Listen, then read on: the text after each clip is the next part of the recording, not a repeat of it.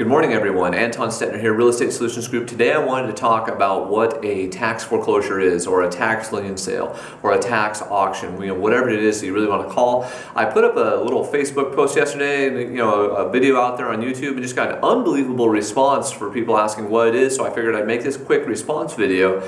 So what happens here is that if you are 3 years delinquent on your taxes, the county will literally start foreclosing on you. And if it's not paid by the end of it, the county goes to an actual auction, just like a bank does for a general foreclosure process. Once the property hits 3 years delinquent, they go onto the list and they get announced that they are coming up on the tax foreclosure sale. Now, all the properties that are on that list, the owner at any time before the actual sale can just come in and pay the taxes and their property doesn't get foreclosed on. However, if they don't, then at the scheduled time that the auction happens, the foreclosure, there's an opening bid, and the minimum bid, generally speaking, is the total amount of the back taxes plus the cost of the foreclosure. And so they do the opening bid and they say, hey, does anyone bid blah blah, and then the bidding begins with regular bidding cards and things like that. Now, some of the properties will get really bid up high, some will go for minimum bid, and if there are no bidders, then the county will buy the property back or be the winning bidder. Now, here is the problem with these things, and there is a very specific problem, and there's also kind of some benefits and some negatives. I just want to go over real quick.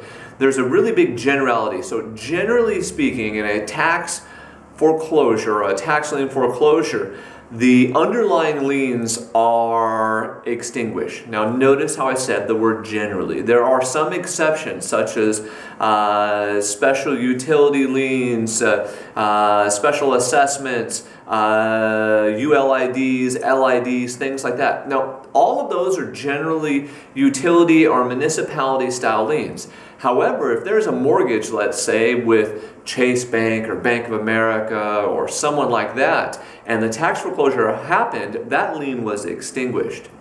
Now, the next pitfall too is the fact that these properties, you can't get regular title insurance on them. You can't get a regular deed for them. You get a tax sale deed. And what that means is for 3 years, you cannot convey clear title. So you're not going to get anyone to lend on it. Your cash is going to be stuck there for 3 years because there's a right of redemption period. That right of redemption period applies to if the taxpayer was found to be incompetent or a minor, then they have the right to redeem the property for up to 3 years.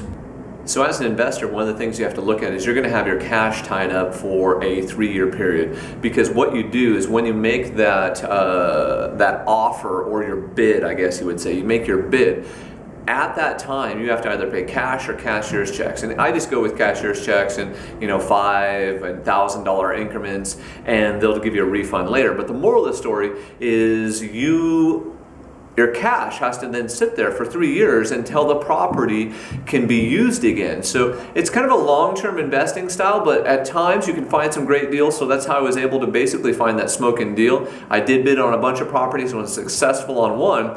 You just got to be prepared that this is going to take longer than you would anticipate for most of your investing.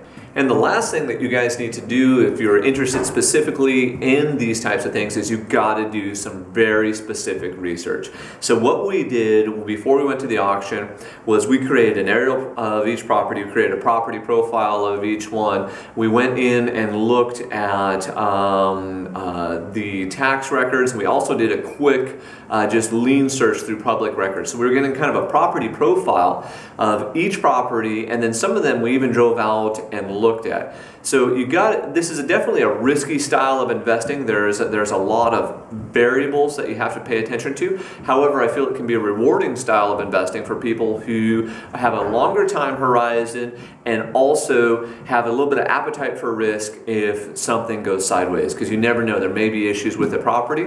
And if the person does end up redeeming it, they would actually have to pay you the amount of the back taxes, so you'd get your money back unless it was bid up. So if it was $4,000 in back taxes and it got bid up to $9,000, you would only get the back taxes amount, you wouldn't get the upper amount.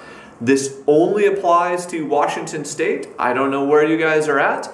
And also, I was talking specifically about the Snohomish County Tax Foreclosure Auction. Each one is slightly different, but I think in Washington State, they're all pretty much the same.